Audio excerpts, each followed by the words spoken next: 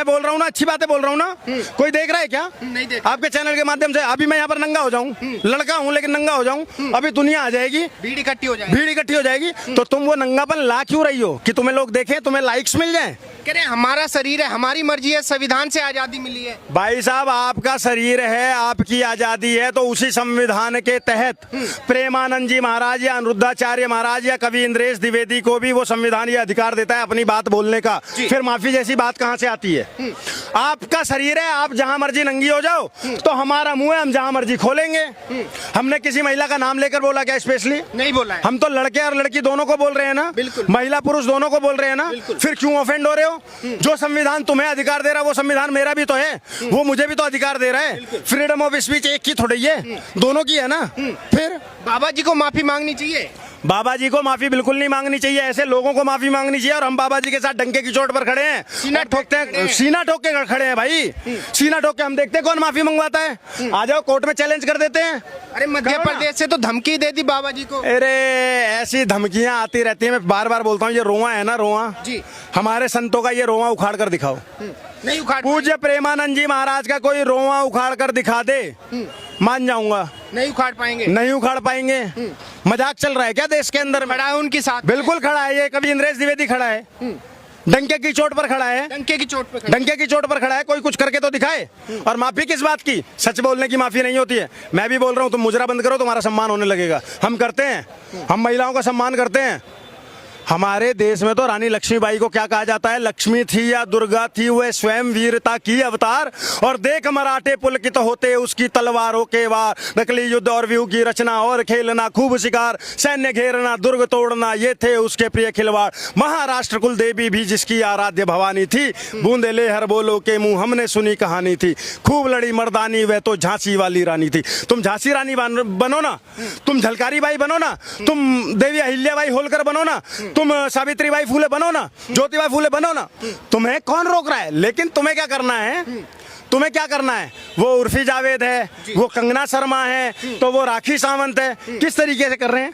जानबूझकर कैमरे पे पेपराजी के आगे नंगपन दिखाते हैं या नहीं दिखाते हैं? बिल्कुल दिखाते हैं। और फिर तुम कहते हो कि तुम्हें सम्मान दे। नहीं भाई, शूर्पणखा को सम्मान कभी नहीं मिलेगा। शूर्पणखा की हमेशा नाक ही काटी जाएगी और माँ सीता हमेशा पूजी जाएंगी। चरित्र के हिसाब से सम्मान। बिल्कुल।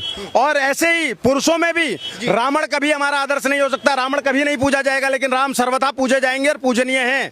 तो चाहे लड़का हो चाहे लड़की हो, जो व्याभिचारी में होगा, जिसका आचरण गलत होगा, जो चरित्रहीन होगा, उसका सम्मान नहीं होगा। और जो चरित्रवान होगा, जो तरीके से रहेगा सभ्य समाज में, उसका सम्मान होगा। आप देख रहे होंगे सोशल मीडिया पे लगातार जो है ट्रेंड चलाए जा रहे हैं, महाराज का बाइकआउट करने के लिए बात की जा रही है। प्रेमानंद जी ने, अनिरुद्धाचार्य जी ने जो बात बोली है कि भाई लड़कियां 2-4 जगह मुंह मारती फिरती हैं, इस बात को लेके कह रहे हैं कि भाई महाराज जी कौन होते हैं ये सब बात करने वाले, उनको माफी मांगनी चाहिए।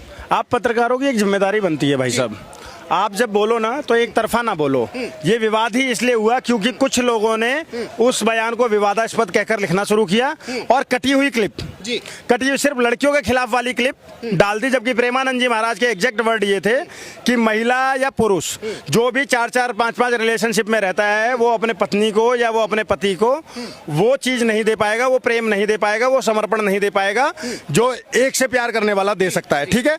और इस तरीके के लोग उन्होंने बोला दोनों के लिए है, लेकिन ऑफेंड तो केवल लड़कियां हो रही हैं साहब। देखो, विरोध लड़कियां कर रही हैं सिर्फ। मैं बता रहा हूं ना, ये विरोध प्रेमानंद जी महाराज का नहीं है, ये विरोध है सनातन का, ये विरोध है सनातन संस्कृति का। ये विरोध प्रेमानंद जी महाराज का नहीं है, ये विरोध इसलिए है क्योंकि ये सनातनी संत ने बोला है।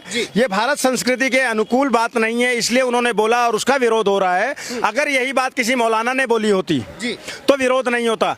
एक मौलाना मेरे देश की मौजूदा सांसद को बोल देता है कि वो नंगी बैठी थी, मौजूदा सांसद और पूर्व मुख्यमंत्री की पत्नी को बोल देता है। कितने फेमिनिस्ट आए सामने? कोई नहीं आया। कितने लोग उसके खिलाफ आए, उस मौलाना के खिलाफ? कोई नहीं आया। नहीं आए। हाँ। कितने महिला आयोग वाले लोग आए? नहीं आए।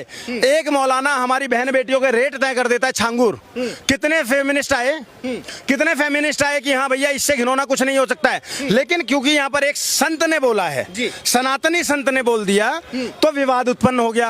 अरे आप तो कह रहे हो इस पे विवाद, एक महिला पता है क्या कह रही है, उसकी सोच देखना।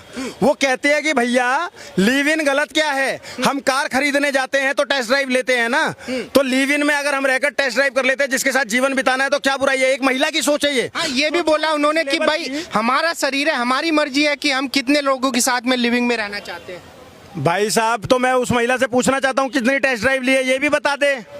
और अगर तुम्हारा शरीर है, तुम जो मर्जी करो, जहां मर्जी करो, तो फिर धाकड़ पे विरोध क्यों किया था? जब धाकड़ ऑक्सीजन दे रहा था हाईवे पर, तब क्यों विरोध करा था? फिर तो उनका शरीर है, उनका वो है। ये हिपोक्रेसी